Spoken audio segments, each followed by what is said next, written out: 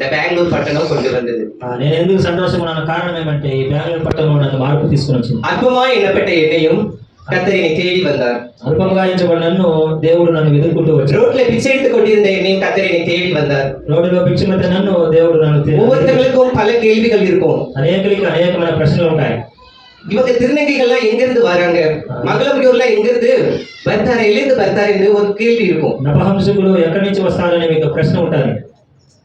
ஆனா இந்த நாட்களிலும் என்னுடைய அனுபவ சாட்சி மூலமாய் உங்களோடு திருநங்கைகள்னா யாரு, அவங்க எங்க இருந்து வராங்க, அவங்களுக்குள்ள என்ன பிரச்சனைங்கிறத சற்று குறைவான நேரம் கொடுக்கப்பட்டிருந்தாலும் உங்களுக்கு கர்த்தர் தேவ ஆவியானவர்களுக்கு புரியும்படியுமாய் பேசுவாராக. కొద్ది సమయం ఇచ్చారు మా యొక్క జీవితాల గురించి మీ మధ్యలో పంచుకుంటాను. ஹல்லேலூயா. హల్లెలూయా. குடும்பத்துல வறுமை ஒரு பக்கம், కుటుంబంలో కరువు ఒకవైపు, என் தகப்பனார் குடிப்பழக்கம் ஒரு பக்கம், నా తండ్రి గారు త్రాగుబోతు, சமாதானமின்றி காணப்பட்டோம் குடும்பத்துல. సమాధానం లేదు కుటుంబంలో. தாய் தகப்பன் ஒரு நாள் ஆலயத்துக்கு போனது கிடையாது. నా తల్లిదండ్రులు ఎప్పుడు కూడా దేవుని సన్నిధికి వెళ్ళలేదు. ஆனா தகப்பனார் கிறிஸ்தவ சேர்ந்த ஒரு தகப்பனார் தான். అయితే తండ్రి ఒక క్రైస్తవుడుగా ఉన్నాడు. என் தாயார் ஆண்டவரை அறியாத ஒரு தாயார். మా తల్లి గారు దేవుని తెలుసుకోలేదు. என் தாயாரால எங்க அப்பாவை திருத்த முடியல. அவர் குடிப்பழக்கத்துக்கு அடிமையா இருந்ததுனால அவரை திருத்த முடியல. నా తండ్రి గారు త్రాగుబోటు అలవాటు ఉన్నది, మా తల్లి గారు ఆమెను మార్చుకోలేకపోయింది. அதனால சீக்கிரமே எங்க அப்பா குடிப்பழக்கத்துக்கு அதிகமானதுனால செத்து போயிட்டாரு. మా తండ్రి గారు త్రాగుడు నిమిత్తముగా ఆయన త్వరగా చనిపోయారు. அந்த குடியினால அநேக சொத்து பத்துக்களை இழந்தோம். ఆ త్రాగుడు అలవాటు ద్వారా మాకున్న ఆస్తి పాత్రలు పోగొట్టుకున్నాం. வீடு, ஆஸ்தி, நகை எல்லாவற்றையுமே தாயார் இழந்து போயிட்டாங்க. ఇల్లు, నగలు, ఆస్తి అన్ని పోగొట్టుకున్నాం. குடும்பத்துல கடன் தான் அதிகமா இருந்தது. కుటుంబంలో ఎక్కువ అప్పులు ఉన్నాయి.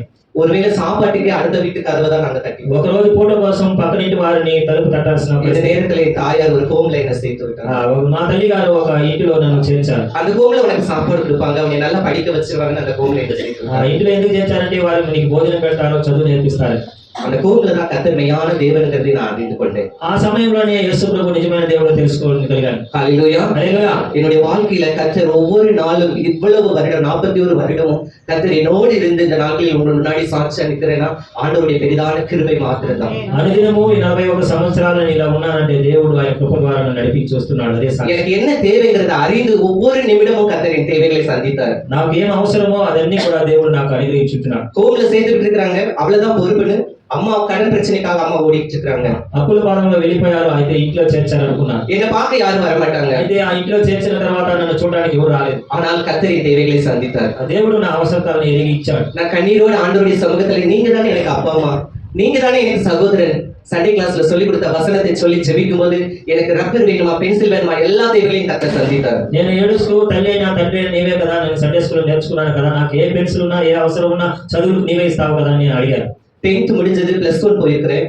10th చదివి +1 కూడా ముగించాను. டீச்சர் என்ன கிளாஸ்ல எல்லா பசங்க முன்னாடி என்ன 9 இங்க வா இந்த கிராமரை பூர்த்தி செய்யணும் என்ன அவமானமா பேசுறாங்க. క్లాస్ టీచర్ గారు 9 అని నాకు చెప్పి వాళ్ళు కేవలంగా నన్ను ఆశ్రయించారు. அதுக்கு முன்னாடி என் கூட பிறந்த அண்ணன் என்னை அவமானப்படுத்தினாங்க. నాతో కూడా పెట్టిన నా సహోదరుడు నన్ను ఆ విధంగా మాట్లాడారు. எனக்கு சின்ன வயசுல இருந்து பெண்களோட விளையாடுவேன், பெண்களை போல நடந்து கொள்வேன், ஸ்கூல்ல பிள்ளைங்க கிட்டையும் அவங்க போட்டுக்கிற சிமிக்கை வாங்கி போட்டுவேன், என் சகோதரருடைய சிமிக்கை வாங்கி போடுவேன், பூவை வச்சுக்குவேன், நான் அவங்களுடைய ட்ரெஸ்ஸை போடுவேன். எனக்கு அதுதான் நான் ஒரு பெண்ணா உணர்ந்ததுனால பெண்களை போல நடந்து கொண்டேன். నేను చదువుకున్న బాల్య దినాల్లో నేను స్త్రీలు ఏదైతే జిమిక్కులు వేసుకుంటారో అలంకరణ చేసుకుంటారో వారు తీసి నేను అలంకరించుకోను. ఎందుకంటే నేను స్త్రీగా ఉండాలని నా కోరిక ఉంది కాబట్టి నేను అలాగే జీవించాను స్కూల్ దినాలు.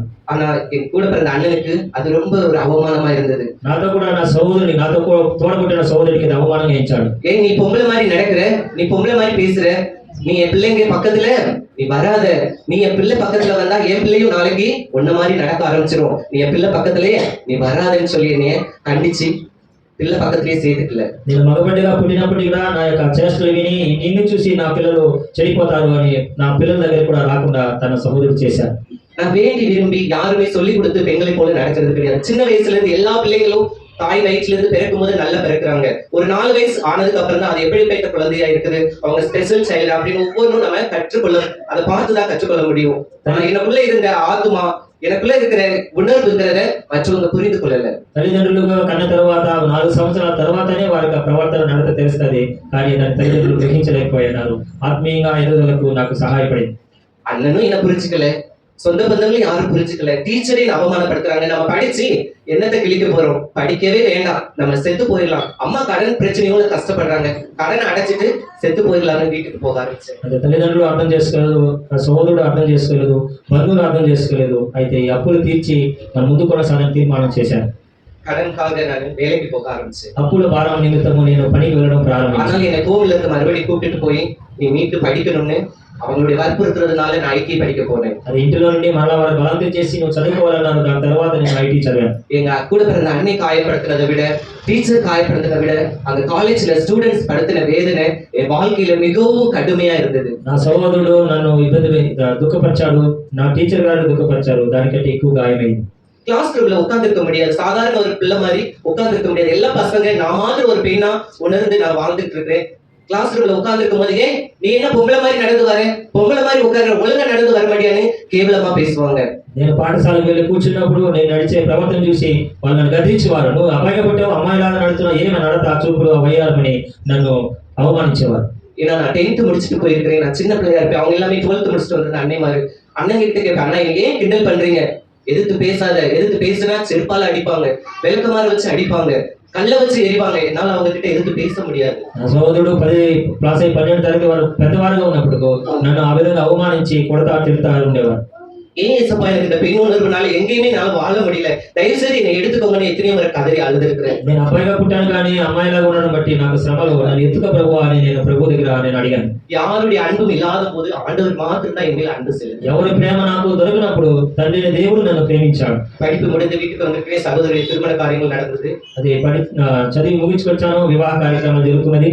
எல்லாபடியும் நல்லபடியா முடிஞ்சதுக்கு அப்புறம் தாயார் வந்து சகோதரிக்கு என்ன நகை கொடுக்கணுமோ அந்த நகைக்கு நீங்க 3 பேர் பசங்க இருக்கிறீங்க, 3 பேர் தான் பொறுப்பெடுத்துக் கொடுக்கணும்னு அம்மா எங்க கிட்ட சொல்லிட்டாங்க. తల్లి గారు ముగ్గురు కలిసి ఏ నగలు వివాహానికి కావాలో దాన్ని మీరు షేర్ చేసుకోండి అని చెప్పారు. எனக்கு 2 அண்ணனும் என்ன சொல்லிட்டாங்கன்னா, 2 அண்ணனுக்கும் திருமணம் ஆகி அவங்க கிட்ட நகை பணத்தோட சந்தோஷமா வாழ்ந்துட்டு இருக்காங்க.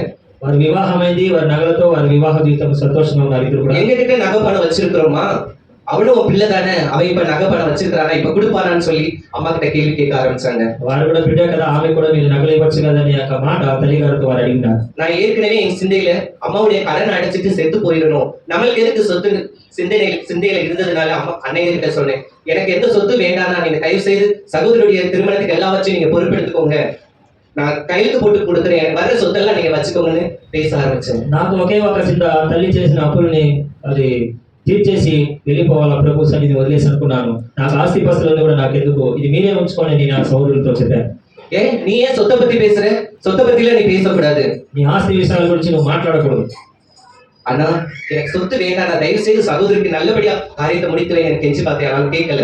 సహోదరులు ఇక వివాహ కార్యం సంతోషంగా ముగించండి, మాకు ఏమి అక్కర్లేదని చెప్పారు. ஆண்டவருடைய சமூகத்துல ஜெபம் பண்ணிட்டு, ஏசப்பா எனக்கு நீ யாரும் கிடையாது, எனக்கு நீங்க உதவி செய்யுங்கன்னு சொல்லி ஜெபத்துல வைத்துட்டு நான் வேலைக்கு போக ஆரம்பிச்சிட்டேன். నాకంటూ ఎవరు లేరు ప్రభు అని దేవుడి సన్నిధిలో ప్రార్థన చేసి నేను పనికి వెళ్ళాను. ஆண்டவருடைய கிருபையினால சீக்கிரத்திலே அந்த தேவைகளை கத்த சந்தித்தார். దేవుని కృపను బట్టి నా ప్రతి అవసరాలు దేవుడు త్వరగా నాకు సహాయం చేశారు. ஒவ்வொரு நாள் வேலைக்கு போகும்போது ஜெபம் பண்ணிட்டு வேத வாசிச்சுட்டு போவேன். ஏசப்பா எனக்கு பெலனை தாங்க, ஒரு நாளைக்கு 2 ஷிஃப்ட் நான் வேலை செய்யணும், நீங்க பெலத்தை தாங்கன்னு ஜெபம் பண்ணிட்டு போவேன். నేను పనికి వెళ్ళేటప్పుడు ప్రార్థన చేసుకుని వెళ్ళాను, నాకు 2 బలం తెచ్చేయండి, 2 షిఫ్ట్లు పని చేసి కష్టపడలేను. கத்த தேவைகளை சந்தித்தார். இதை அறிந்து எங்க அண்ணன் என்னை தேடி வந்தாங்க. ప్రతి అవసరంలో దేవుడు నాకు తీర్చాడు. తర్వాత మా కన్నదమ్ములు నన్ను ఎదుర్కొంటూ వచ్చారు. நீ எல்லாமே நகையை கொடுத்துட்டேன்னா அம்மா எங்க கிட்ட கேக்குறாங்கப்பா, நாங்க கடனாளி ஆயிட்டோம், எங்க கிட்ட ஒரு பணம் இல்ல, நீ கையெழுத்து போட்டு கொடுக்குறேன்னு இல்ல, வந்து கையெழுத்து போட்டு தரியான்னு கேட்க ஆரம்பிச்சாங்க. నగలన్నీ ఇచ్చేసావు కానీ నీవు సంతకం చేస్తావని చెప్పారు అవసరాన్ని బట్టి, ఈ సమయం మాకు డబ్బు అవసరం, మీరు సంతకం చేస్తావా అని నా దగ్గర వచ్చాయి. சகோதரிக்கு திருமணத்துக்கு கொடுக்கறதான நான் நகை கொடுத்துடலாம், நான் கையெழுத்து போட்டு கொடுக்குறேன், எனக்கு எதுவும் வேண்டாம் சொல்லி கையெழுத்து போட போனேன். నగలే కదా అని చెప్పి వారికి వివాహం కావాలని నేను సంతకం పెట్టేశాను. கையெழுத்து வாங்கிட்டு ஒரு 10 நாள் கழிச்சு நகை தாரினாங்க. 10 நாள் கழிச்சு கேட்கும் போது, இல்லப்பா ஏற்கனவே கடன் வாங்கினவங்க அதை எடுத்துக்கிட்டாங்கன்னு சொல்லிட்டாங்க. 10 రోజుల తర్వాత ఇస్తానన్నారు కానీ తిరిగి ఇవ్వలేదు. కారణం ఏమంటే అప్పులు వారు ఆ నగలు కూడా తీసుకున్నారని చెప్పిట్టున్నారు. ஒரு சின்ன வீடு இருக்குது இல்லையா, அந்த வீட்டு பேர்ல ஒரு கையெழுத்து போட்டு கொடு, நான் சீக்கிரமே அந்த வீடை திருப்பி கொடுத்துறேன், ஒரு அடமான மாதிரி நீ கையெழுத்து போட்டு கொடுக்குறியான்னு கேட்க ஆரம்பிச்சாங்க. తర్వాత ఉన్న ఇల్లు కూడా ఇవ్వమని వారు అడిగారు, దానికి సంతకాలు పెట్టమని, తిరిగి ఇచ్చేస్తామని చెప్పారు. இல்ல நான் அப்பா உயிரோடு இருக்கும்போது அம்மா எல்லாவற்றையும் இழந்துட்டாங்க, அப்பா குடியினால எல்லாத்தையும் அழிச்சிட்டாரு, இந்த மாட்டு தொழுவுல அம்மா கடைசி நாள்ல வாழ்ந்துட்டு இருக்காங்க, இந்த மாட்டு தொழுவை விட்டும் அம்மாவை விரட்டாதீங்க, எனக்கு எந்த வீடு வாசல் வேண்டாம், நான் ரோட்ல இருந்துக்குவேன், தயவு செய்து அம்மாவை ரோட்டுக்கு அனுப்பாதீங்கன்னு பேச ஆரம்பிச்சேன். తండ్రి త్రాగడ అలవాట్ల ద్వారా అప్పుల పాలైపోయి అన్ని పోగొట్టుకున్నాము. అమ్మకి ఉన్నది ఒకటే ఆధారము ఈ ఇల్లు, ఈ పశువుల పాకలు. ఆమె చివరి దినాలు ఉన్నాయి, దీన్ని అమ్మొద్దని నేను ప్రయాసపడ్డాను. నేను రోడ్డు మీద ఉంటాను కానీ అని చెప్పాను. ஆனால் அந்த நேரத்தில் என் பெண் உணர்வை நீ என்ன 9 பேசுறதுன்னு நீ அசிங்கப்படுத்தி அனுப்பிட்டாங்க. నన్ను మరలా వారి యొక్క మాటల ద్వారా అసహించి నన్ను అవమానించి పంపించారు. ஏன் சப்பா அந்த பெண் உணர்வுனால எல்லா இடத்துலயும் அவமானப்படுறேன்னு சொல்லி வேதனையோட நான் கம்பெனிக்கு வேலைக்கு போனேன். కాబట్టి నేను ఒక స్త్రీగా మారడం వల్ల ఇంత అవమానాలు వస్తున్నాయని నీ పనికి నేను కన్నీరుతో తిరిగి వెళ్ళాను. என் கம்பெனி பக்கத்துல ஒரு ஆர்கெஸ்ட்ரா நடந்துட்டு இருக்கு. నా పనిచేసే పక్కన ఆర్కెస్ట్రా జరుగుతున్నది. அந்த ஆர்கெஸ்ட்ரால ஜனங்கள் எல்லாம் சந்தோஷமா அந்த ஆடல் பாடல் நிகழ்ச்சியை பார்த்து கொண்டு இருக்காங்க. ఆడుతూ పాడుతున్న సమయంలో సంతోషంగా ప్రజలు అక్కడ ఉన్నారు గుంపుగా. அந்த ஆடல் பாடல் நிகழ்ச்சிக்கு அதே ஆப்போசிட்ல மெயின் ரோட்ல ஒரு 15க்கு மேல ரவுடிங்க குடிச்சிட்டு போதையில ஆடிக்கொண்டு இருக்கிறாங்க. ఎక్కడైతే ఇక ప్రోగ్రామ్ జరుగుతుందో దాని ఎదురుగా 15 మంది రౌడీలు తాగి వారు తదనాలాడుతూ అక్కడ ఉంటున్నారు. என்ன பார்த்த உடனே 9 இங்க வா இந்த பாட்டுக்கு ஆடுன்னு என்னை கூப்பிட்டு ஆட சொன்னாங்க. 9 అని 9 అని చెప్పి వారు ఈ పాటకు నువ్వు డాన్స్ చేయాలని రా అని నన్ను బలవంతం చేశారు. அண்ணா நான் ஏற்கனவே மன அழுத்தத்துல போயிட்டு இருக்கிறேன், தயவு செய்து என்னை விட்டுடுங்கன்னு பேச ஆரம்பிச்சேன். నేను చాలా దుఃఖంలో ఉన్నాను, దయచేసి నన్ను వదిలేయండి అని ప్రాధాయపడ్డాను. ஒரு சின்ன பேச்சு ஆரம்பிச்ச உடனே பின்னாடி இருந்து ஓடி வராங்க. మాట్లాడనే లేదు, నా వెంట పరిగెత్తి వచ్చారు. எனக்கு ஒண்ணுமே புரியல. இந்த இடத்துல இருந்து இனிமே உயிரோடு போவனான்னு எனக்கு கேள்விக்குறி ஆயிடுச்சு. ఆ సందర్భంలో ఇక్కడి నుంచి ప్రాణాలతో తప్పించుకుంటానని నాలో ఒక ప్రశ్న ఉద్భవించింది. நான் பெண் உணர்வோடு இந்த உலகத்துல வாழ்றதுனால இந்த சமுதாயம் யாருனே தெரியாத சமுதாயம் என்னை அடிச்சு அவமானப்படுத்துது. నేను బాలికగా ఉన్నానని ఎరగకుండా వారు నన్ను కొట్టి అవమానపరిచి ஒவ்வொருத்தங்க காலையில நான் விழ ஆரம்பிச்சேன். ఒక్కొక్కరి కాళ్ళ మీద పడడం నేను ప్రారంభించాను. ஆனால் அவங்க புல் போதையில இருக்கிறதுனால என்னுடைய கண்ணீருக்கோ என்னுடைய பேச்சுக்கோ கொஞ்சம் கூட இறங்கல. వారు తాగి మత్తులో ఉన్నారు కాబట్టి నా మాటలు వారు చెవులు వేసుకోలేదు. ஆனாலும் கதறி அழ ஆரம்பிச்சேன். அண்ணா நான் ஏற்கனவே மன நொந்து போயிட்டு இருக்கிறேன், விட்டுருங்கன்னு சொல்லி கெஞ்ச ஆரம்பிச்சேன். నేను మనసు దుఃఖంతో ఉన్నానని ప్రాధేయపడ్డాను, వదిలిపెట్టానని ప్రతి ఒక్కరు అడిగారు. நான் அழுந்து ஆடிக்கொண்டிருக்கிறத பார்த்து அந்த சுற்றி ஆர்கெஸ்ட்ரா பார்க்க வந்த ஜனங்கள்லாம் என்ன பார்க்க ஆரம்பிச்சாங்க. అయితే నేను ఏడ్చి కన్నీళ్లు బట్టి ప్రార్థన ఉన్నప్పుడు ఆర్కెస్ట్రా వాళ్ళని కూడా నా దగ్గరికి రావడం వచ్చారు. என் வாழ்க்கையில ஏன் இசப்பா இப்படி சமுதாயம், என் யாருனே தெரியாத சமுதாயம் என்னை நடு ரோட்ல நின்று ஆட வைக்குது, என்னை கேட்க வரமாட்டீங்களா, என்னை விசாரிக்க வரமாட்டீங்களான்னு கதற ஆரம்பிச்சேன். ఈ సమాజం ఎందుకు నన్ను ఈ రీతిగా ఎవరో తెలియదు నాతో మీరు ఆడుతూ పాడమని బలవంతం చేస్తున్నారు, నీవు నాకు సహాయానికి రావా ప్రభు అని అడిగాను. இதுக்கு மேலே நான் உயிரோடு வாழக்கூடாது இசப்பா, దీనికి పైన నేను ప్రాణంతో ఉండాలని ఆశ లేదు. என்னை எடுத்துட்டு கதற ஆரம்பிச்சேன். నన్ను తీసుకో ప్రభు అని ఏడవడం ప్రారంభం. ஆனாலும் நீண்ட இடைவெளிக்கு பிறகு அந்த இடத்துல தப்பிச்சு நான் கம்பெனிக்கு போயிட்டேன். తర్వాత ఆ స్థలం నుండి తప్పించుకొని నా కంపెనీ దగ్గరికి వెళ్ళాను. நான் ஆண்டவரையும் மறந்து போயிட்டேன். అయితే ఈ కారణాన్ని బట్టి నేను ప్రభువుని మర్చిపోయాను. ஆனாலும் என்னை தேடி வந்த நல்ல நேசருங்க. నేను మరిచిన ప్రభు మరొకడా నన్ను వెతుక్కుంటూ వచ్చాడు ప్రేమగల దేవుడు. நான் மங்களம் இதோட தொடர்பு கொண்டு பெங்களூர் பட்டணத்துல கடைக்கடையா பிச்சை எடுத்து கொண்டிருந்தேன். నభవంశులతో కలిసి అంగళ్ళలో వెళ్ళి నేను భిక్ష వెతుకుంటూ ఉన్నాను. அப்போ ஒரு பாஸ்டர் என்னை சந்தித்தாரு. ఆ సమయంలో ఒక సేవకుడు నన్ను కలిశాడు. அம்மா உங்களுக்குன்னு நாங்க கிறிஸ்துமஸ் ப்ரோக்ராம் வச்சிருக்கிறோம், நீங்க வரீங்களான்னு சொல்லி என்னை அழைச்சாங்க. మీ కొరకు ఒక క్రిస్మస్ యొక్క వేడుకలు పెట్టుంటున్నాం, మీరు వస్తారా కలుసుకుంటారా అని అడిగాను. அந்த நாட்களில் தான் கர்த்தர் என்னோடு பேசார். ఆ రోజుల్లో దేవుడు నాతో మాట్లాడడం ప్రారంభించాడు. நான் சின்ன வயசுல இருந்து என்னுடைய வாழ்க்கையிலேயே நான் இருக்கிறேன், இந்த உலகத்துல நான் மாத்திரம் ஒரு வித்தியாசமா காணப்படுகிறேன்னு சொல்லி அழுத ஜெபத்துக்கு கர்த்தர் இந்த நாட்களில் வேத வசனத்தின் மூலமா என்னோடு பேசினார். బాల దినములనే నేను ఎందుకు ఈ ప్రత్యేకంగా ఉన్నాను ఏడుస్తున్నప్పుడు దేవుడు నాకు ఈ రీతిగా ఒక మార్గాన్ని దేవుడు చూపించాడు. மத்தேயு 19ஆம் அதிகாரம் 12வது வசனம் இவ்வாறாக சொல்கிறது, தாய் வயிற்றிலிருந்து அன்னகர்களாய் பிறந்தவர்களும் உண்டு, மனுஷர்களால் அன்னகர்கள் ஆக்கப்பட்டவர்களும் உண்டு, பரலோக ராஜ்யத்தின் நிமித்தம் தங்களை அன்னகர்கள் ஆக்கி கொண்டவர்களும் உண்டு, இதை ஏற்றுக்கொள்ள வல்லவன் ஏற்றுக்கொள்ள கடவன் என்றார் என்று கர்த்தர் உங்களை குறித்து சொல்லியிருக்கிறார். யார் உங்களை நேசிக்கிறாரோ அவங்க உங்களை நேசிப்பாங்க. ఇంకా మత్తయి సువార్త 19వ అధ్యాయం 12వ వాక్యములో కొందరు దేవుడే వారి అహంసులుగా పుట్టించాడు, కొందరు వారి ప్రభుత్వాల కొరకు అధికారం కొరకు పని నిమిత్తము నా సంపూర్ణంగా చేయబడ్డారు, దీన్ని ఎవరైతే అంగీకరించబడ్డారో వారే ధన్యులని వ్రాయబడి ఉంటున్నది. ஏசாயா 56ஆம் அதிகாரம் 3, 4, 5, 6, 7 வசனம் இவ்வாறாக சொல்கிறது, குமாரனுக்கும் குமாரத்திற்கும் இது இடத்தின் கீர்த்தியை பார்க்கிலும் உத்தமமான இடத்தை கர்த்தர் உங்களுக்கு கொடுத்திருக்கிறார். యెషయా 56వ అధ్యాయం 3, 5, 6, 7వ వాక్యంలో కుమారుడు కుమార్తెల కంటే కూడా నీకు మంచి కీర్తిని నేను ఉంచుచున్నానని దేవుడు సెలవిచ్చున్నాడు.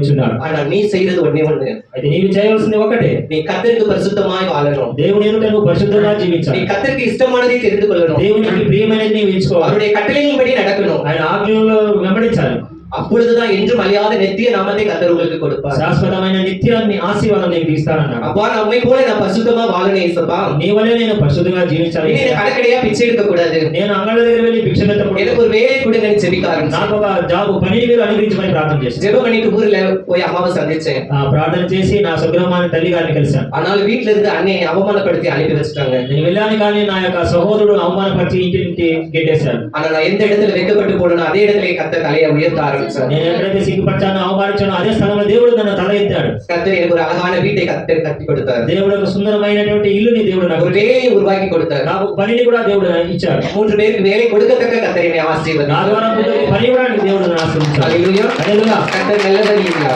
దేవుడు మంచివాడా కాదా? கர்த்தர் நல்லவர் என்பதை ருசித்து பாருங்கள். அவர் மேல் நம்பிக்கையா இருக்கிற மனுஷன் பாக்கியவான். యెహోవా ఉత్తముడైన రుచిచేయుడు, ఆయన నమ్మికించువాడు భాగ్యవంతుడే. நான் கர்த்தர் மேல நம்பிக்கை வைக்க ஆரம்பிச்சேன். నేను దేవుని యందు నమ్మకం ఉంచడం ప్రారంభించాను. நான் மனுஷங்க சொல்றதை கேட்டுக்கல. మనుషులు చెప్తే నేను వినలేదు. மனுஷங்க மேல நம்பிக்கை வைக்கல. మనుషుల మీద నమ్మకం ఉంచలేదు. நான் கர்த்தர் மேல நம்பிக்கை வைக்க ஆரம்பிச்சேன். దేవుని యందు నమ్మకం ఉంచడం ప్రారంభించాను. கர்த்தர் என்னை உயர்த்த ஆரம்பிச்சார். దేవుడు నన్ను హెచ్చించాడు. ஆனால் சத்துருவுக்கு அது பெரிய அவமானம். అది శత్రువుకి ఇది అవమానం. இவ எப்படி கர்த்தருக்கு உண்மையா வாழலாம்? ఈ యొక్క సహోదరి ఎలా దేవునిలో ఉత్తమంగా ఉంటది? எனக்கு குடும்பத்துல வேலை செய்து கொண்டு இருக்கும்போது பிரச்சனை வர ஆரம்பிச்சது. నేను పని చేసుకున్నప్పుడు ఇంటిలో నుంచి సమస్య ప్రారంభం. கர்த்தர் கட்டி கொடுத்த வீட்டையும் கர்த்தர் கட்டி கொடுத்த எனக்கு தொழிலையும் இடிக்கிறதுக்கு அந்த சொந்த பந்த ஜனங்கள் எனக்கு விரோதமா எழுப்பினார்கள். దేవుడు నాకు ఇచ్చినటువంటి ఇల్లును, దేవుడు నాకు ఇచ్చిన పనిని పడగొట్టడానికి, నా జాబు పోగొట్టడానికి అనేకులు కూడి వచ్చారు. ஊர் தலைவர், தாசில்தார், கலெக்டர், பிஓ எல்லாருமே வீட்டு முன்னாடி வந்து நிற்கிறாங்க. అందరి అధికారులు, కలెక్టర్, వివో, గ్రామ పెద్దలందరూ కూడా వచ్చారు ఇంటి మీదకి. அந்த ஊர் ஜனங்கள் எங்களுக்கு இந்த இடத்துல பாதை வேணும்னு கேட்டு தவறான ஒரு குற்றச்சாட்டை வைத்தாங்க. వారు ఒక తప్పిదము మోపి ఈ స్థలంలో దారి వెళ్ళాలి, మాకు దారి కోసం కావాలని అడిగారు. தாசில்தார் ஐயா என்னுடைய பத்திரத்தை எடுத்து அதே இடத்துல என் வீட்டை சுற்றி என்னுடைய நிலத்தை அளந்து பார்த்தாங்க. అయితే పత్రాలు తీసుకొని ఆ యొక్క స్థలాన్ని వారు కొలతలు వేశారు. என் வீட்டுக்கு அடுத்து என்னுடைய நிலம் 10 அடி விட்டு இருந்தேன். நான் అయితే నా ఇంటికి తర్వాత నా యొక్క స్థలంలో 10 అడుగులు వదిలిపెట్టినాను. நான் அதுக்கு முன்னாடி ஜெபத்துல தான் வைத்திருந்தேன். ஏசப்பா, எனக்காக பேச யாரும் கிடையாது, நீங்க தான் எனக்காக வழக்காடணும், நீங்க கொடுத்த இடம், நீங்க எனக்காக பேசுங்கன்னு ஜெபத்துல நின்று கொண்டிருந்தேன். నాకు ఎవరు లేదయ్యా, నీవు తప్ప, నీవే నాకు సహాయం చేయాలని ప్రార్థనలో ఉన్నాను. నీవే సహాయపడాలి.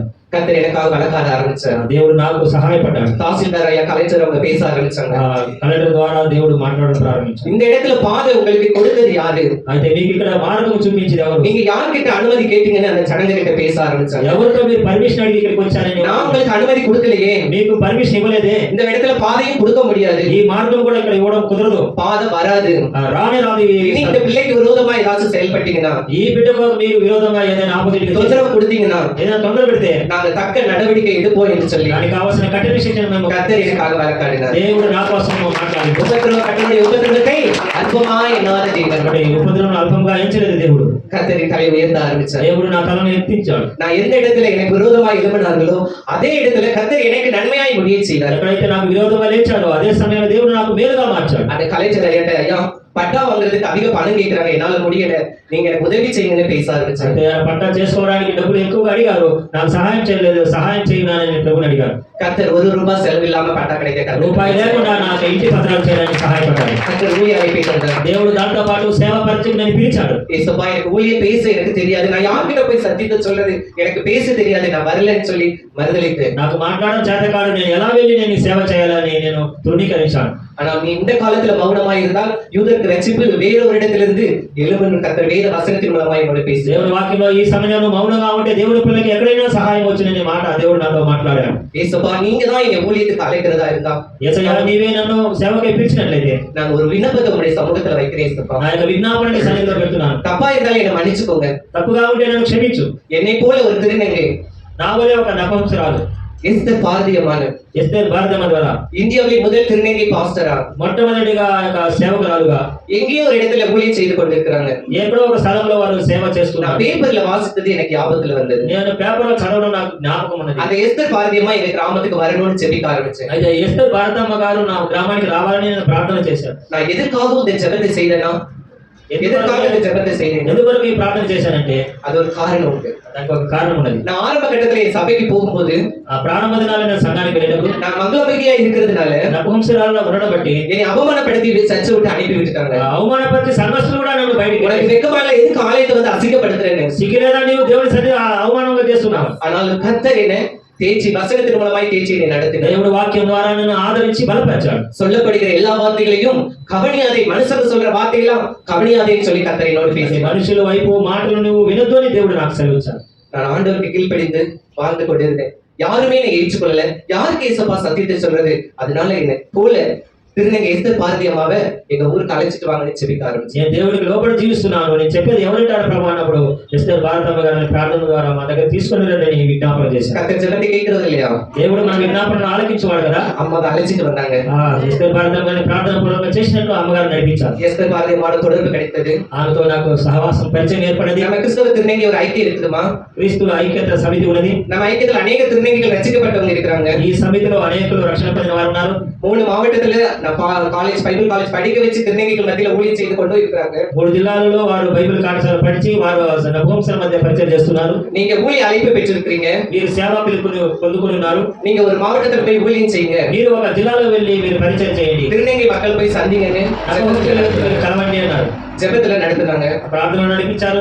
ஆண்டவருடைய கிருபையினால దేవుని కృపను బట్టి தமிழ்நாட்டுல ஒரு மாவட்டத்துல கன்னியாகுமரி என்கிற ஒரு மாவட்டத்துல திருநங்கைகள் மத்தியில ஊழியம் செய்து கொண்டு కన్యాకుమారి జిల్లాలో ఆ యొక్క నపుంసకుల మధ్య నేను సేవ చేస్తున్నాను. 30க்கு மேல ரசிக்கப்பட்டு வந்துட்டு 30 இருக்காங்க. మంది కంటే కూడా ఎక్కువ మంది రక్షణ పొందుతారు. ஹல்லேலூயா. హల్లెలూయా. கர்த்தர் நல்லவர் இல்லைங்களா? దేవుడు మంచివాడు కదా. என்னுடைய சிந்தை வேற, నా యొక్క తలంపులు వేరు, என்னுடைய எண்ணங்கள் வேற, నా యొక్క యోచన వేరు, ஆனா ஆண்டவருடைய திட்டம் வேற. దేవుని యొక్క చిత్తమే వేరు. ஆண்டவருடைய திட்டத்துக்கு ஒப்பு கொடுத்து நான் நடக்கும்போது, ఆయన చిత్తాన్ని నేను ఒప్పుకొని నడిచినప్పుడు, கர்த்தருக்கு பிரியமாய் நடக்கும்போது, దేవునికి ప్రియులుగా నడిచినప్పుడు என்னுடைய சத்துருக்கள் என்னோட சமாதானப்படி கர்த்தர் செய்தார். నాకు ఎవరైతే శత్రువులుగా ఉన్నారో వారు నాకు సమాధాన எந்த கிராமத்துல விவோ என்னை வந்து அசிங்கமா பேசினாங்களோ, ఏ గ్రామంలో వివో అసహ్యంగా మాట్లాడారు, எந்த ஊர் தலைவர் என்னை அசிங்கப்படுத்தினாங்களோ, ఏ గ్రామ ప్రజలు నన్ను అసహ్యంగా మాట్లాడారు, அவரே என்கிட்ட வந்து பேசினாரு. వారే వచ్చి నాతో మాట్లాడారు. நீங்க எப்படி இருக்கிறீங்கம்மான்னு சொல்லி விசாரிக்கத்தக்க கர்த்தர் மாறுதலா என்னுடைய செய்தார். దేవుడు ఎలా ఉన్నారమ్మా, బాగున్నారా అని దేవుడు వారిని మార్పు తీసుకున్నాడు. எந்த ஆலயத்துல வெட்கப்பட்டு போனேனோ, ఏ సంఘంలో నేను అవమానించబడ్డాను, அதே ஆலயத்துல అదే సంఘంలో வீபீஎஸ் நடத்தவும் பெண்கள் கூடுகை நடத்தவும் கர்த்தர் கிருபை செய்தார். పేద కొడుకును మరియు బీబీస్ కూడా నడపడం చప్పటి కొట్టి దేవుడు నామాన్ని మహిమపరచాడు. హల్లెలూయా. హల్లెలూయా.